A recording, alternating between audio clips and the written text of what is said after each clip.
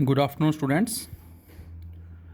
Students, in previous video we have discussed about the force on a current carrying conductor when placed in a uniform magnetic field.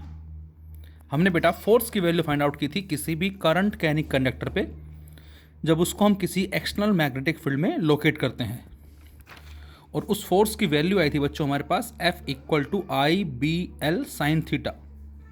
I is the current, B is the external magnetic field, L is the length of the conductor and theta is the angle between B and L. और इसके ऊपर based हमने कुछ numericals भी discuss किए थे. Circular portion हो गया, सेमी सर्कुलर हो गया, या इरेगुलर हमें वायर दे रखा है. तो जो हम लेंथ लेंगे बेटा वो उन फर्स्ट एंड से सेकेंड एंड का स्ट्रेट डिस्टेंस होगा, और इसके बारे में हमने बात भी की थी फिलहाल. And now we have the next topic is force between two parallel straight conductor carrying current. बड़ा ही अच्छा कॉन्सेप्ट है बच्चों हमारा ये, और ध्यान से देखेंगे सभी. Force between two parallel straight conductor carrying current. तो इसके लिए बच्चों हमने दो स्ट्रेट कंडक्टर कंसिडर किए हैं बेटा, जिसको हमने नाम दिया है सी का और डी का. और इन दोनों के बीच का जो सेपरेशन है वो हमने स्मॉल आर जो है वो लिया. तो small R is the separation between the two straight conductor C and D. अब बच्चों यहाँ पर दो केसेस हमारे पास है. केस फर्स्ट, यदि इन दोनों कंडक्टर में करंट की डायरेक्शन जो है वो सेम हो. सेम का मतलब या तो दोनों में करंट ऊपर जा रहा है बेटा, और या दोनों में करंट नीचे आ रहा है. तो दोनों में जो आंसर मिलेगा वो हमें सेम मिलता है. तो फर्स्ट केस हमारा है when current flow in both the conductors in same direction. दोनों में करंट की डायरेक्शन सेम मानी है. और ये I1 I2 बच्चों ये सेम भी हो सकते हैं और ये डिफरेंट भी हो सकते हैं. फिलहाल डायरेक्शन की बात कर रहा हूँ मैं. जबकि सेकंड केस में हम क्या मानेंगे, एक में यदि करंट ऊपर है सपोज, तो दूसरे में करंट नीचे है, अपोजिट डायरेक्शन मानेंगे हम. अब बच्चों इसमें करना क्या है, ध्यान से देखें सभी. जो कंडक्टर सी है बेटा इसमें हमने I1 करंट माना. जो कंडक्टर डी है इसका हमने I2 करंट माना. कंडक्टर सी का सराउंडिंग में क्या होगा, एक मैग्नेटिक फील्ड सेटअप होगा. उसको सपोज मैं मान लेता हूँ B1 या BC भी मान सकते हो इसको आप B1 मान लो चाहे, या इसको आप BC भी बोल सकते हो. और जो कंडक्टर D है बच्चों इसका जो मैग्नेटिक फील्ड है उसको मैंने B2 मान लिया, या इसको आप चाहो तो BD भी लिख सकते हो. तो अब मैं आपसे कहूँ B1 B2 क्या है, तो B1 बेटा इसका मैग्नेटिक फील्ड, और राइट हैंड थंब रूल के बिहाफ पे हम बताएंगे कि सराउंडिंग में वो कंसेंट्रिक सर्कल्स की फॉर्म में होगा. और सेम इसी तरह से इसका भी. अब बच्चों हमें मैग्नेटिक फील्ड नहीं निकालना है. यदि फील्ड निकालना होता तो वो तो हम पहले बात कर चुके हैं क्वेश्चंस की, न्यूमेरिकल्स की, और आर्टिकल जो हमने बायोट सेवर्ट्स लॉ के बिहाफ पे सोल्व भी किया था. लेकिन अब हमें फील्ड की बजाय फोर्स पूछा है. अब जरा ध्यान से देखें, इसका जो फील्ड है सी का वो B1 है, और कुछ ऐसे होगा इन दिस वे. और जैसे जैसे इस कंडक्टर से दूर जाएंगे वैसे वैसे फील्ड स्ट्रेंथ डिक्रीज होगी. अब मैं आपसे ये कहूँ क्या कि जो हमने सुबह या प्रीवियस वीडियो में जो फोर्स फाइंड आउट किया था ये किस में निकाला था, ये एक्सटर्नल मैग्नेटिक फील्ड में निकाला था. क्योंकि किसी भी कंडक्टर पे जो फोर्स लगता है वो खुद के फील्ड से नहीं लगता, दूसरे के फील्ड से लगता है. तो सेम बच्चों वही बात यहाँ पर है क्या, कि जो डी कंडक्टर है बेटा इसके लिए सी का जो फील्ड होगा जो हमने B1 माना है वो एक्सटर्नल मैग्नेटिक फील्ड होगा. ये बात बड़ी ध्यान रखनी है आपको, और यदि ये बात याद रह गई तो शायद ये एक आर्टिकल हमारे लिए सबसे आसान होगा. जनरली स्टूडेंट्स इस बात को भूल जाते हैं कि किसके फील्ड में कौन सा फोर्स लेना है. हमें फोर्स निकालना है किसका, डी पे निकालना है फोर्स. लेकिन डी पे जो एक्सटर्नल मैग्नेटिक फील्ड है वो किसका होगा, तो आंसर है सी का होगा. सेम इसी तरह से यदि मैं कहता हूँ बेटा सी पे बताओ फोर्स, तो सी पे जो फोर्स निकालेंगे हम उसके लिए एक्सटर्नल मैग्नेटिक फील्ड किसका होगा बच्चों, डी का होगा. क्योंकि खुद के फील्ड से कोई फोर्स नहीं लगता. तो मैंने यही लिखा है इसमें, B1 and B2 are the magnetic fields for conductor C and D respectively, but B1 acts as an external magnetic field for D.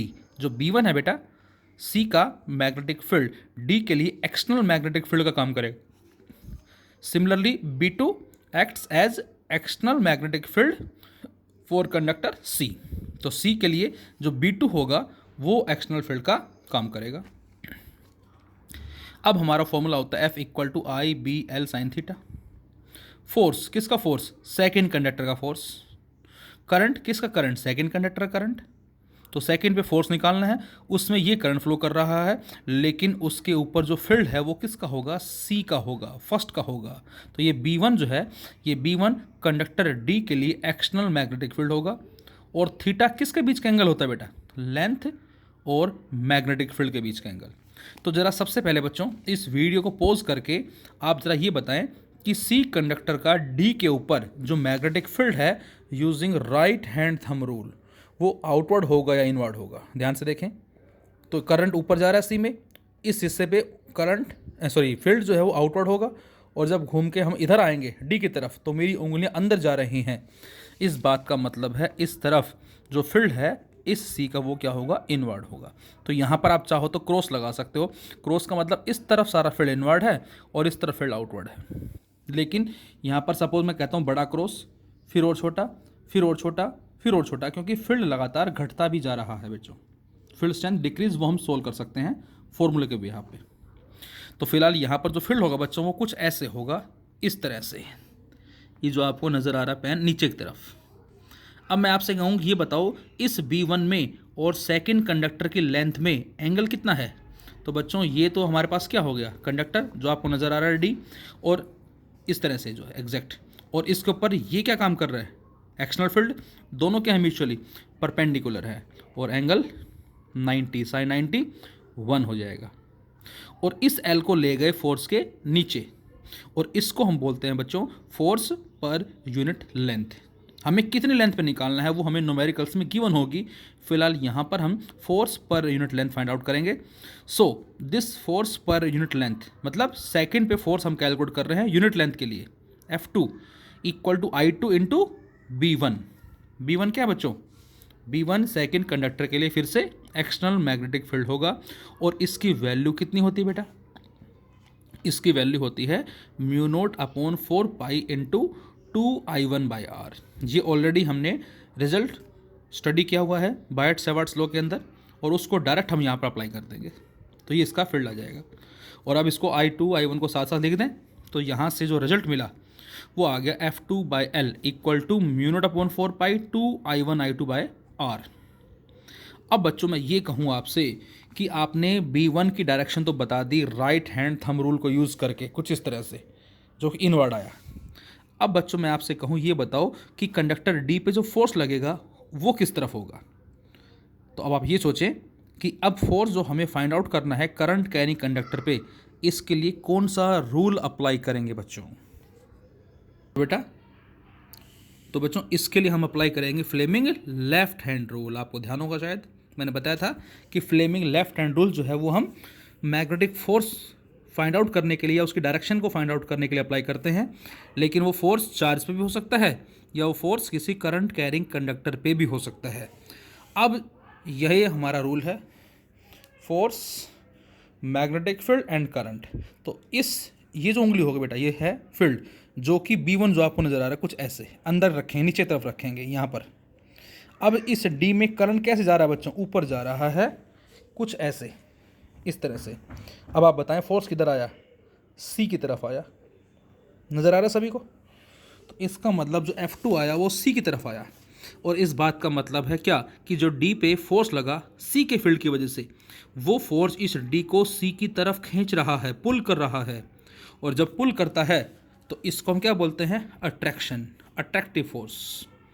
तो बच्चों यहाँ से हमें आंसर मिलता है क्या कि जो फोर्स आएगा बेटा दैट इज μ0/4 2I1 I2/r आएगा, और इसका नेचर कैसा होगा बच्चों, अट्रैक्टिव नेचर, जो कि इसको पुल कर रहा है। तो ये हमारा आ गया फर्स्ट डायग्राम, जिसमें C के मैग्नेटिक फील्ड में हमने D का फोर्स कैलकुलेट किया। अब इसका उल्टा, अब हम D का मैग्नेटिक फील्ड लेंगे जो कुछ ऐसे होगा, और D के मैग्नेटिक फील्ड में C का फोर्स निकालेंगे हम। तो अब हमने केस फर्स्ट जो माना है, जो दोनों में करंट सेम फ्लो कर रहा है, उसका सेकेंड डायग्राम लिया। अब हमने D का फील्ड लिया, और D का फील्ड कैसे होगा, अगेन कंसेंट्रिक सर्कल्स की फॉर्म में। अब जरा right hand thumb rule use करके बताओ कि D का जो फील्ड होगा C के ऊपर वो आउटवर्ड होगा इनवर्ड होगा। आउटवर्ड। साफ नज़र आ रहा है आपको, देखो ये करंट हो गया, ये फील्ड हो गया। तो इसलिए मैंने बच्चों यहाँ पर क्या बनाया है, डॉट बनाया है। अब आप लगाओ यहाँ पर Fleming left hand rule. Dot के डायरेक्शन में किसको रखोगे अब आप, ये उंगली इस तरह से जो ऊपर की तरफ आ रही है। इसमें करंट कहाँ जा रहा है बच्चों, ऊपर जा रहा है, तो ये रूल ऐसे लगेगा इस तरह से, ये ऐसे, ये उंगली ऊपर है, ये करंट इधर जा रहा है। फोर्स किस तरफ बच्चों, फोर्स जो है वो डी की तरफ है। तो इसका मतलब इस पे जो फोर्स आया कौन सा, F1 जो आया बेटा वो डी की तरफ आया। तो यहाँ से जो फोर्स मिला F1 किसका फोर्स, सी पे फोर्स, किसकी वजह से, डी के मैग्नेटिक फील्ड की वजह से, वो कितना आ गया बेटा, वही सेम फॉर्मूला अप्लाई किया हमने। फोर्स F1 माना, करंट कितना है सी में, I1 है, लेकिन सी पे एक्शनल फील्ड किसका है, डी का होगा, जो कि B2 लिखेंगे। ये बात आपको याद रखनी है। फोर्स F1 करंट I1 लेकिन फील्ड B2। इसी तरह से force F2 current I2 field B1। और अब B2 की वैल्यू क्या होगी, mu not upon 4 pi 2I2 by R. और अब इनको साथ साथ लिखें तो यहाँ से F1 by L equal to mu not upon 4 pi 2I1I2 upon में आर। और इसका भी नेचर कैसा होगा बच्चों, अट्रैक्टिव होगा। अट्रैक्टिव हमने क्यों कहा है बेटा, क्योंकि ये जो फोर्स लग रहे हैं दोनों, सी के फील्ड में डी का फोर्स इस तरफ आया और डी के फील्ड में सी का फोर्स इस तरफ आया, ये एक दूसरे को, कंडक्टर को एक दूसरे की तरफ खींच रहा है, मतलब पुल कर रहा है। और पुल करने की वजह से ही हम ऐसे फोर्स को बोलते हैं अट्रैक्टिव नेचर। तो ये बात आपको याद रखनी है बच्चों कि जब भी कभी किन्हीं दो पैरेलल स्टेट कंडक्टर में करंट की डायरेक्शन सेम हो तो उनके बीच में जो फोर्स लगता है वो अट्रैक्टिव नेचर का होता है और ये इसका मैग्नीट्यूड होगा। अब हमने लिया केस सेकंड, क्या, when current flow in opposite direction. अब हमने सेकंड केस लिया बेटा, इसमें एक में करंट ऊपर माना और दूसरे में करंट नीचे मान लिया। एक में करंट हमने ऊपर माना और दूसरे में करंट नीचे मान लिया। अब वही सेम काम, क्या मतलब, सी के फील्ड में डी का फोर्स निकालना है, डी के फील्ड में सी का फोर्स निकालना है। तो हमने पहले सी का फील्ड लिया और सी का फील्ड आपको नज़र आ रहा है कुछ इस तरह से। अब फिर से वही बात, मैं आपसे कहूँ सी का जो फील्ड है डी के ऊपर वो कैसा होगा, तो आप राइट हैंड थंब रूल को यूज़ करके बता देंगे, इस तरह से इनवर्ड होगा। अब बच्चों फ्लेमिंग लेफ्ट हैंड रूल लगाएं जरा ध्यान से। अब आपको फ्लेमिंग लेफ्ट हैंड रूल जो बच्चों वो अप्लाई करना है। जब आप फ्लेमिंग लेफ्ट हैंड रूल लगाएंगे यहाँ पर कुछ ऐसे, ये हमारे पास हो गया। और करंट बच्चों डी में कैसे आ रहा है, नीचे आ रहा है। फोर्स किस तरफ आ रहा है, देखो ध्यान से, फोर्स आ रहा है इस तरफ, बाहर की तरफ आ रहा है। तो इसका मतलब इस बार जो फोर्स आया F2 वो किस तरफ आया, वो बाहर की तरफ आया है। और फोर्स बाहर की तरफ आने का मतलब ये उस कंडक्टर को पुश कर रहा है, बाहर धकेल रहा है। और पुश करने का मतलब क्या होगा बेटा, रिपल्सिव नेचर। मैग्नीट्यूड बच्चों वही आएगा जो पहले आया था, देख सकते हो आप ध्यान से। फोर्स निकालना F2, current I2, external field क्या होगा B1, और L को नीचे ले आए, मतलब फोर्स पर यूनिट लेंथ। और B1 की value mu not upon 4 pi 2I1 by r, वही सेम रिजल्ट आएगा बिल्कुल। बस फ़र्क कितना है कि जो फोर्स का नेचर है बच्चों वो अट्रैक्टिव की जगह रिपल्सिव हो जाएगा। और इसी तरह से मैं कहता हूँ अब जरा डी के फील्ड में सी का फोर्स कैलकुलेट करो। तो अब आप खुद ट्राई करके देखें इसको। डी का जो फील्ड है सी के ऊपर वो क्रॉस होगा, दैट इज़ इनवर्ड होगा। और इस इनवर्ड फील्ड के अंदर जो फोर्स लगेगा वो कैसे लगेगा, ये ऐसे, और ये करंट ऊपर गया, फोर्स किधर आया, ऐसे, इस तरह से फोर्स आया इस तरफ, बाहर की तरफ आया। और बाहर की तरफ फोर्स जो आया इसका मतलब क्या होगा, ये फोर्स रिपल्सिव नेचर का होगा। और इसकी वैल्यू क्या आएगी, सेम आएगी। तो इन चारों ही डायग्राम्स के अंदर हमने क्या देखा, फोर्स जो है मे बी अट्रैक्टिव और रिपल्सिव वो बराबर आए हैं मैग्नीट्यूड फॉर्म में। लेकिन बात की जाए नेचर की, तो नेचर अब आप बताएंगे कि जब भी कभी दो पैरेलल स्टेट कंडक्टर में करंट यदि फ्लो कर रहा है और उस करंट की डायरेक्शन सेम है बेटा, तो उस केस में फोर्स हमें अट्रैक्टिव नेचर का मिलता है। और यदि उनमें करंट अपोजिट डायरेक्शन में है तो हमें फोर्स रिपल्सिव नेचर का मिलता है। दोनों का जो मैग्नीट्यूड है वो सेम रहेगा, but the magnitude in both the cases will be same, वो सेम रहेगा। तो ये कहलाता है force between two parallel state conductor carrying current. अब बच्चों इसके बिहाफ पे हम डिफाइन करते हैं, बड़ी ही इंपॉर्टेंट डेफिनेशन है 1 एम्पियर। यदि हम इस रिजल्ट में बेटा I1 I2 को पुट कर देते हैं कितना 1 एम्पियर, R को ले लेते हैं कितना 1 मीटर, इन सभी को रखें ज़रा, ये 1 और ये भी 1, तो ये बन जाएगा 2 और ये कितना है 10⁻⁻7। तो इसका मतलब फोर्स की वैल्यू आ जाएगी 2 × 10⁻⁷, लेकिन this is not a force but force per unit length, तो इसको बोलेंगे 2 × 10⁻⁷ newton per metre. So we can define 1 ampere is that much current which when flowing across two parallel state conductor which are placed in free space at a distance of 1 meter apart, then each would attract or repel each other with a force of 2 × 10⁻⁷ newton per metre.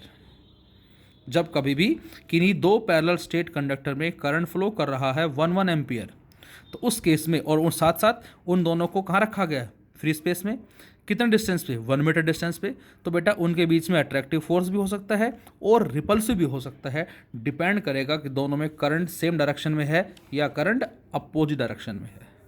So each would attract और repel each other with a force of 2 × 10⁻⁷ newton per metre. तो ये हमारा कहलाता है force between two parallel state conductor carrying current. अब यदि मैं आपको क्वेश्चन दूं, क्या क्वेश्चन, कि हमारे पास दो पैरेलल वायर हैं, दोनों में करंट फ्लो हो रहा है इस तरह से और ये कुछ ऐसे हो गए, और दूसरे डायग्राम में दो पैरेलल वायर हैं जिनमें करंट फ्लो कर रहा है, ये कुछ ऐसे हो गए, तो what is the reason behind it, इसके पीछे क्या रीज़न होगा। तो अब आप बताएंगे बेटा कि यहाँ पर इन दोनों कंडक्टर जो हमने लिए हैं फर्स्ट डायग्राम में, दोनों में करंट की डायरेक्शन सेम है, तो यहाँ पर जो फोर्स होगा वो अट्रैक्टिव, मतलब इसके फील्ड में इसका फोर्स, इसके फील्ड में इसका फोर्स, दोनों फोर्स क्या होंगे, अट्रैक्टिव, लेकिन जीरो नहीं होंगे क्योंकि वो अलग अलग बॉडीज़ पे लग रहे हैं, ध्यान रहे, एक फोर्स लगेगा जो वो इधर लगेगा और एक फोर्स लगेगा इधर लगेगा, एक्शन रिएक्शन वाले पेयर जो हमारा, इस तरह से हम कह सकते हैं। तो यहाँ से दोनों अट्रैक्टिव फोर्स हैं और इसकी वजह से दोनों के बीच का सेपरेशन घट जाएगा, जबकि यहाँ पर रिपल्सिव फोर्स लगेगा और उसकी वजह से सेपरेशन बढ़ जाएगा। अब एक क्वेश्चन हमें दिया है फिलहाल, जिसमें हमें कंडक्टर दे रखे हैं P एंड Q, और इस P और Q में जो करंट फ्लो कर रहे हैं बेटा 10 एम्पियर एंड 20 एम्पियर, और दोनों के बीच का डिस्टेंस 20 सेंटीमीटर है। इनके एग्जैक्टली मिड में एक तीसरा कंडक्टर जिसको R का नाम दिया गया है पुट कर दिया, और इस R की लेंथ हमें दे रखी 15 सेंटीमीटर। और अब आपसे क्या पूछा है, आपसे कह रहा है कि इस R में भी 10 एम्पियर करंट फ्लो कर रहा है जैसा कि P के अंदर है। तो अब बताओ क्या हमें फाइंड आउट करना है, how much force will act on R, इस R पे कितना फोर्स लगेगा। फिर से दो कंडक्टर हैं P और Q, इसमें 10 है, इसमें 20 एम्पियर, दोनों के बीच का डिस्टेंस 20 सेंटीमीटर, आप R मान सकते हैं इसको। एग्जैक्टली मिड में तीसरा conductor R, current 10 ampere flow कर रहा है, लेंथ इसकी 15 सेंटीमीटर है। आपसे कह रहे हैं इस R पे फोर्स बताओ। अब ज़रा ध्यान से देखें इसको बेटा, मैं कहता हूँ इसको भूल जाएं ज़रा। अब इस R पे फोर्स कौन लगा रहा है, तो आंसर है P की वजह से, मतलब P का जो मैग्नेटिक फील्ड होगा उसकी वजह से R पे फोर्स लगेगा। अब मैं आपसे कहूँ उस फोर्स का जो डायरेक्शन हो किस तरफ होगी, तो आप बताएंगे वो फोर्स की डायरेक्शन इस तरफ होगी, इस तरफ। इसी तरह से मैं आपसे कहता हूँ बच्चों, इस R पे फोर्स और कौन लगा रहा है, अब आप बताएंगे Q फोर्स लगा रहा है। अब R में और Q में करंट क्या है, सेम डायरेक्शन में, तो Q वाले का फील्ड जो होगा वो R को अपनी तरफ खींचेगा, इसका मतलब एक फोर्स इधर आ जाएगा। क्यों, इन दोनों में करंट पैरेलल है, सेम डायरेक्शन में, अट्रैक्टिव फोर्स, इन दोनों में सेम डायरेक्शन, अट्रैक्टिव फोर्स। इसका मतलब क्या हुआ, इस R पे दो फोर्स लगे, एक P के फील्ड की वजह से, एक Q के फील्ड की वजह से। अब मैं आपसे कहूँ इन दोनों फोर्स में एंगल बताएं क्या है, तो आंसर 180 डिग्री। और जब दो वेक्टर में एंगल 180 होता है बेटा, तो रेजोनेंट फोर्स कैसे निकालते हैं बताओ, वो आता हमारा एक में से दूसरे को माइनस करके। F1 कितना होगा, हमने मान लिया P और R के बीच का फोर्स F1 है, इसको I1 माना, इसको I2 माना, और इसको हमने I3, या इसको आप IP, IQ और IR भी मान सकते हैं चाहो तो आप। This is IP, this is IQ and this is IR। तो F1 जो फोर्स होगा ये इन दोनों के बीच का, 1 और 3 के बीच का, वो ये आ जाएगा। इस L को ऊपर ले गए हम क्योंकि हमें लेंथ दे रखी है इसकी। और F2 जो फोर्स होगा बच्चों वो इसकी वजह से होगा, जो ये होगा 2 और 3। और अब F2 ज़्यादा होगा, F2 ज़्यादा क्यों होगा ज़रा सोचें, ये डिस्टेंस भी R है, सॉरी टोटल R है, ये भी R/2 है बेटा, ये भी R/2 है, यहाँ पर 2I1I3 इंटू एल है, यहाँ पर 2I2I3 इंटू एल है, मतलब एल भी कॉमन है, 2 भी कॉमन है, सब कुछ कॉमन है, केवल और केवल ये अलग है। यहाँ पर I1I3 है बेटा, I1I3 मतलब 10 और 10 100, और यहाँ पर 10 और 20 200। तो यहाँ करंट स्ट्रॉन्ग होने से हम बोलेंगे F2 ज़्यादा होगा। तो नेट फोर्स कितना आएगा, F2 माइनस F1। इसको आप सोल्व कर लेंगे, ये आ जाएगा। और अब ये ज़्यादा वाला फोर्स क्या करेगा, इस आर को इधर खींचेगा, मतलब जो नेट फोर्स लगेगा किधर लगेगा, टुवार्ड्स क्यू की तरफ लगेगा। इसी क्वेश्चन को थोड़ा सा चेंज किया हमने। 3 कंडक्टर दे रखे 1 2 3, एक में करंट जा रहा है इस तरफ I, एक में करंट आ रहा है इस तरफ 3I, एक में करंट जा रहा है इस तरफ 4I। ये हमें करंट दे रखे हैं I, 3I 4I, और किस किस डायरेक्शन में है वो भी हमें दे रखे हैं बच्चों। फर्स्ट और सेकंड के बीच का डिस्टेंस R है, सेकंड और थर्ड के बीच का डिस्टेंस 2R है। और आपसे कहा है बेटा क्या, find the magnetic force on conductor 2 for unit length. हमें सेकंड कंडक्टर फोर्स निकालना है यूनिट लेंथ के लिए। अब सेकंड फोर्स कौन लगाएगा, 1 भी लगाएगा और 3 भी लगाएगा। अब जरा ध्यान से देखें, 1 वाला जो फोर्स लगाएगा किसके ऊपर, 2 के ऊपर, वो किस नेचर का होगा। इसमें करंट क्या है बेटा, अपोजिट है। अब अपोजिट है तो 1 के फील्ड की वजह से 2 पे जो फोर्स लगेगा किधर आएगा बताओ जरा आप, वो रिपल्सिव होगा, मतलब नीचे की तरफ आएगा। इसको आप F1 बोल सकते हो, या 2 पे फोर्स लगा 1 की वजह से, ऐसे भी बोल सकते हो आप, 2 पे फोर्स 1 की वजह से। अच्छा, अब इस 2 पे 3 की वजह से कितना फोर्स लगेगा, तो आंसर है F2 पे 3 की वजह से फोर्स लगेगा, वो किधर लगेगा, ऊपर लगेगा। क्यों, क्योंकि दोनों में करंट अपोजिट है, रिपल्सिव फोर्स होगा, और वो फोर्स लगा ऊपर की तरफ। इसको आप F2 3 का नाम दे सकते हैं, 2 पे फोर्स 3 की वजह से। और बच्चों यहाँ पर रेजोनेंट फोर्स फिर से कैसे आएगा, एक में से दूसरे को माइनस करके। तो यहाँ पर पहले आपको F21 की वैल्यू निकालनी पड़ेगी, F23 की वैल्यू निकालनी पड़ेगी, और फिर आप चेक करेंगे कौन सा कम है कौन सा ज़्यादा। तो ये आप खुद ट्राई कर सकते हैं, और इसका आंसर जो ये आएगा, ये कमेंट बॉक्स में करके बताएं मुझे कि आपका आंसर जो सही आया या गलत आया है, मुझे प्लीज़ बताएं।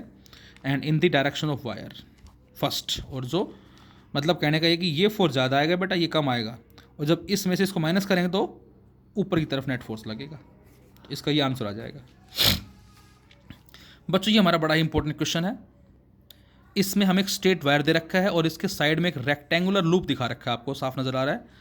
स्ट्रेट वायर में 2 एम्पियर करंट है, रेक्टेंगुलर लूप में जो करंट है वो हमें 1 एम्पियर दे रखा है, और इस रेक्टेंगल का डायमेंशन भी दे रखा है, लेंथ 4 सेंटीमीटर, ब्रेड्थ 2.5 सेंटीमीटर, और ये वायर से इस पोर्शन का जो डिस्टेंस है 2 सेंटीमीटर है, और लूप और वायर कोप्लेनर है, मतलब दोनों एक ही प्लेन में रखे हुए हैं, ये इसका मतलब है। तो हमें क्या पूछा बेटा, find magnitude and direction of force on the loop due to current carrying wire and torque. ये कॉन्सेप्ट फिलहाल हमारा आगे आएगा, लेकिन जस्ट इस क्वेश्चन में गिवन था इसलिए मैंने इसको ले लिया है। तो आपसे पूछा है कि इस जो मैग्नीट्यूड होगा एंड डायरेक्शन होगी किसकी, फोर्स की, किस पे, लूप पे, किसकी वजह से, इस स्ट्रेट वायर की वजह से, वो बतानी है। अब बच्चों ध्यान से देखें ज़रा, इसमें करंट फ्लो कर रहा है क्लॉकवाइज, किस में, रेक्टेंगुलर लूप में।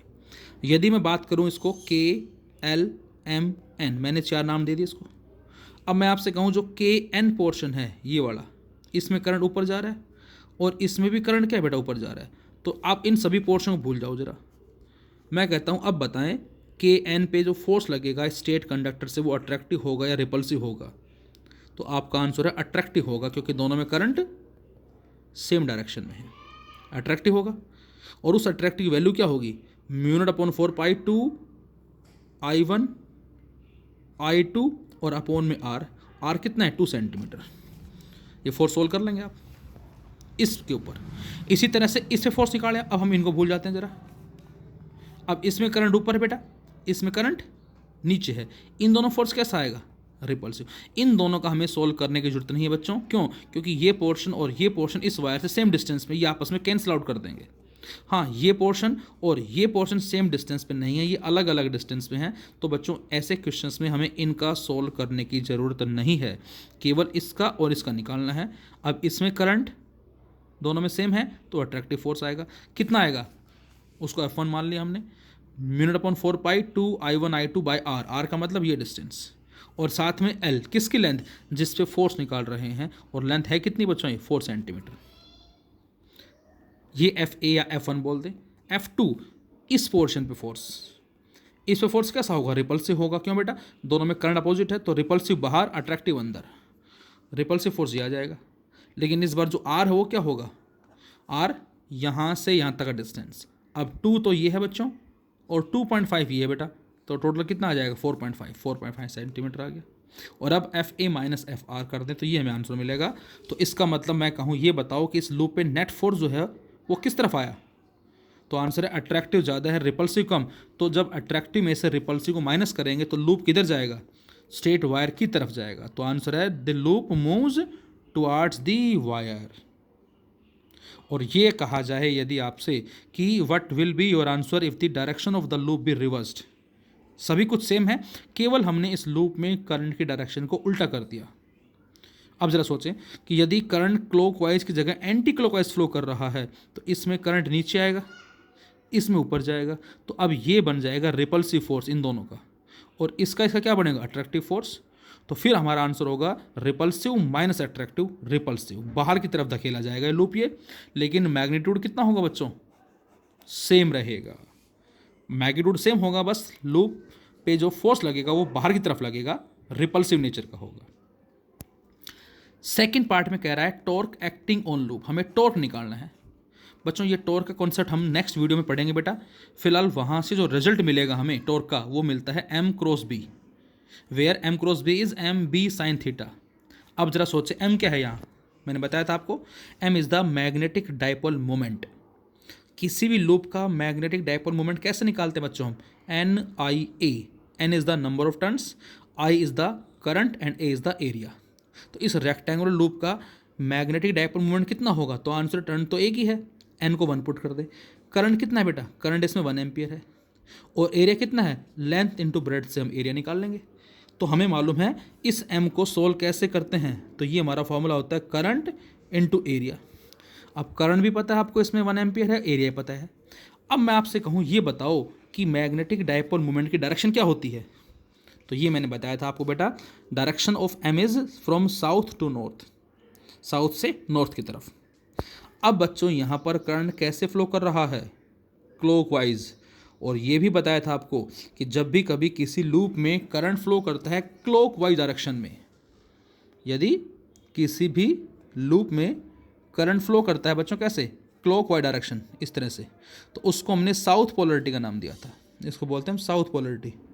और किसी लूप में करंट फ्लो करता है एंटी क्लॉकवाइज डायरेक्शन में, उसको हमने नॉर्थ पोलरिटी का नाम दिया था। और फिर हमने आंसर दिया था कि आप एक पेपर लें और उस पर 2 एरो लगाएं। यदि आपने एरो क्लॉकवाइज लगाए हैं तो उस पेपर को जब आप टर्न करके उन दोनों एरो को ध्यान से देखेंगे तो वो दोनों एरो आपको एंटी क्लॉकवाइज नज़र आएंगे। मतलब यदि ये बनता है साउथ तो पीछे वाला बनेगा नॉर्थ, और ये बनता है नॉर्थ तो पीछे वाला बनेगा साउथ। तो इसका मतलब एक ही लूप में साउथ भी है और उसी में नॉर्थ भी है। तो बच्चों यदि यहाँ पर करंट फ्लो कर रहा है क्लॉकवाइज में तो अपर फेज बना साउथ, लोअर फेज बना नॉर्थ, और साउथ से नॉर्थ क्या, इनवर्ड। तो इसका मतलब जो M होगा यहाँ इस लूप का वो क्या होगा बच्चों, क्रॉस। क्रॉस का मतलब इनवर्ड होगा।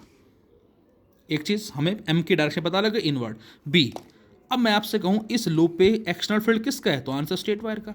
और स्ट्रेट वायर का फील्ड कैसा लग रहा है, राइट हैंड थंब रूल लगाएं, इस तरफ ऐसे नीचे। इसका मतलब यहाँ पर जो एक्सटर्नल फील्ड है B स्ट्रेट वायर का, वो किस तरफ है, वो भी इनवर्ड है, क्रॉस है। अब यदि दोनों क्रॉस है मतलब M भी अंदर B भी अंदर, तो दोनों पैरेलल हो गए।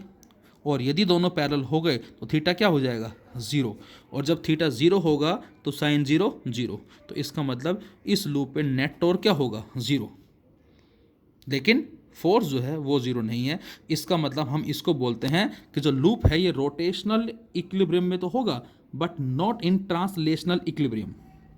ये कंडीशन हम स्टडी भी करेंगे आगे टॉर्क वाले आर्टिकल में, कि जब भी कभी फोर्स 0 होता है, टॉर्क 0 नहीं होता, उसको बोलते हैं translational equilibrium but not in rotational equilibrium. जब कभी टॉर्क 0 है, फोर्स 0 नहीं है, तो उसको हम रोटेशनल इक्विलिब्रियम बोलते हैं। और जब कभी दोनों 0 हों तो translational equilibrium as well as rotational equilibrium. लेकिन यहाँ पर फिलहाल फोर्स जो है वो जीरो नहीं है, तो ये हमारा टॉर्क जीरो है। आपसे कहा जाए कि इस लूप में करंट को अपोजिट कर दें तो बताओ टॉर्क क्या होगा। तो बच्चों यदि हम क्लॉकवाइज की जगह एंटी क्लॉकवाइज कर दें तो अब अपर फेज बनेगा नॉर्थ, लोअर बनेगा साउथ, साउथ से नॉर्थ, तो उस केस में एम क्या हो जाएगा, डॉट। डॉट का मतलब आउटवर्ड, ऊपर की तरफ, और बी किधर है, इनवर्ड। दोनों क्या है, एंटी पैरेलल। एंगल क्या हो जाएगा 180 डिग्री, और साइन 180 भी क्या होता है बच्चों, जीरो होता है। तो इस केस में भी टॉर्क क्या आएगा, जीरो आएगा। तो ये हमारा इस रेक्टेंगुलर लूप पे फोर्स एंड टॉर्क जो है वो किस किस तरह से लगेंगे, ये आप कर सकते हैं। हमारे पास ग्राफ प्लॉट करना है। The magnitude F of the force between to state parallel current carrying conductor kept eight A distance D apart in air is given by. Force जो होता है चार करंट कैरिंग कंडक्टर के बीच में, mu upon 4 2 I1 I2 bye D, जो हमें distance दे रखा है फिलहाल, या इस 2 से 2 कट कर दें हम तो ये आ जाएगा। Use this expression and sign convention. क्या, force of attraction is assigned as negative sign. Attraction जो है उसको बेटा हम नेगेटिव बोलते हैं, and force of repulsion is assigned at positive sign. Draw a graph showing the dependence of force F on first I1 I2 when D is kept constant. हम I1 I2 को increase कर रहे हैं तो हमें graph plot करना है force का I1 I2 के रेस्पेक्ट में, और D कांस्टेंट है। अब बच्चों यदि दो पैरेलल स्टेट कंडक्टर हैं हमारे पास, दोनों में करंट I1 I2 है और वो लगातार बढ़ रहा है, तो ऑब्वियस है फोर्स भी बढ़ेगा, लेकिन डिपेंड करता है फोर्स कौन सा बढ़ेगा। यदि दोनों में करंट सेम डायरेक्शन में जा रहा है तो अट्रैक्टिव फोर्स बढ़ेगा, दोनों में करंट नीचे की तरफ आ रहा है तो भी अट्रैक्टिव बढ़ेगा, लेकिन एक में ऊपर एक में नीचे तो रिपल्सिव फोर्स बढ़ेगा। So we can say when F is attractive मतलब नेगेटिव फोर्स, अट्रैक्टिव का मतलब when I1 and I2 are like currents, दोनों लाइक करंट्स है मतलब सेम है। I1 I2 दोनों पॉजिटिव हो सकते हैं, सपोज 2 एम्पियर 2 एम्पियर, या I1 I2 दोनों नेगेटिव हो सकते हैं मतलब नीचे जा रहे हैं, सपोज -2 तो इन दोनों का प्रोडक्ट दोनों ही कंडीशन में क्या आएगा, पॉजिटिव आएगा। तो हमें ग्राफ कुछ इस तरह से मिलता है, स्ट्रेट लाइन ग्राफ मिलेगा, एक अट्रैक्टिव और एक रिपल्सिव के रिगार्डिंग में इस तरह से। सेकंड में कह रहा है D when the product I1 I2 is maintained eight a constant positive value. अब हमने I1 I2 को एक कांस्टेंट पॉजिटिव वैल्यू मेंटेन कर दिया, और डी को लगातार हम क्या कर रहे हैं, चेंज कर रहे हैं। अब बच्चों जब डी को इंक्रीज या डिक्रीज करेंगे तो क्या होगा, या तो अट्रैक्टिव घटेगा या रिपल्सिव घटेगा, और जब घटेगा तो उसका हमारा एक हाइपरबोलिक शेप में ग्राफ कुछ इस तरह से आता है। तो ये हमें इस इक्वेशन के बिहाफ पे जो है ग्राफ मिलते हैं। इसी में ही एक बड़ा इंटरेस्टिंग क्वेश्चन हमने लिया है। An electron beam moving with uniform velocity is gradually diverging. बच्चों इलेक्ट्रॉन की बीम है और वो एक दूसरे के पैरेलल मूव कर रही है, और ये डाइवर्ज कर रही है मतलब रिपेल कर रही है। But when it is accelerated to a very high velocity, एक वर्ड यूज किया मैंने, very high velocity, then it again starts converging, और ये बीम एक दूसरे को अट्रैक्ट करती है। वाई? जब कभी भी इलेक्ट्रॉन बीम जो है पैरेलल ट्रैवल करती है तो वो रिपेल करती है, लेकिन जब वही इलेक्ट्रॉन बीम रिपेल कर रही है, एक्सेलरेट करती है to a very high velocity, तो अट्रैक्ट कर रही है। ऐसा क्यों?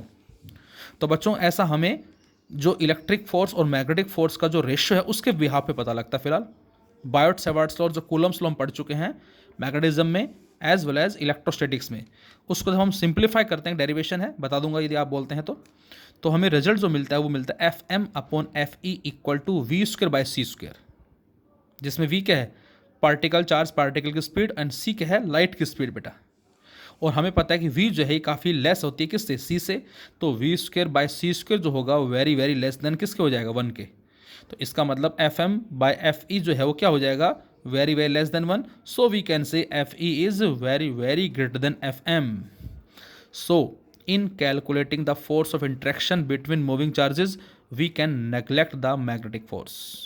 हम मैग्नेटिक फोर्स को नेग्लेक्ट करेंगे, तो इस केस में चार्जेस मूव कर रहे हैं बेटा, तो यहाँ पर मैग्नेटिक फोर्स का रोल नहीं होगा। हालांकि फोर्स है लेकिन नेग्लिजिबल बोलेंगे हम। इलेक्ट्रोस्टैटिक फोर्स और रिपल्शन का इफेक्ट ज़्यादा होगा, और हमने पढ़ा है कि सिमिलर चार्जेस एक दूसरे को रिपेल करते हैं। सो Fe डोमिनेटिंग फोर्स, तो यहाँ पर Fe जो होगा वो डोमिनेटिंग फोर्स होगा, और सिमिलर चार्जेस की बीम जो रिपेल करेगी। But when charges electrons moves along a conductor, लेकिन जैसे ही ये चार्जेस जो हैं ये कंडक्टर के अलोंग मूव करते हैं, तो उस केस में क्या होगा, तो अब हमें पता है कि जब किसी कंडक्टर का लोग मूव करते हैं बेटा, तो उस कंडक्टर में जब हम पोटेंशियल डिफरेंस अप्लाई करते हैं तो इलेक्ट्रॉन्स ट्रैवल करते हैं with a velocity which is known as drift velocity, और जिसकी वैल्यू होती है 10⁻⁻⁴ मीटर पर सेकेंड। और बच्चों जब हम इस v को रखते हैं यहाँ इसी सेम रिजल्ट के अंदर, v की जगह 10⁻⁴ और c हमें मालूम है, सोल्व करते हैं तो ये रेशियो आता है 10⁻⁻25। So F M equal to 10⁻⁻25 into F E. इसका मतलब इस बार एफ एम जो है, मैग्नेटिक फोर्स जो है वो इलेक्ट्रिक फोर्स से इतना ज़्यादा होता है। और इसका मतलब क्या होगा?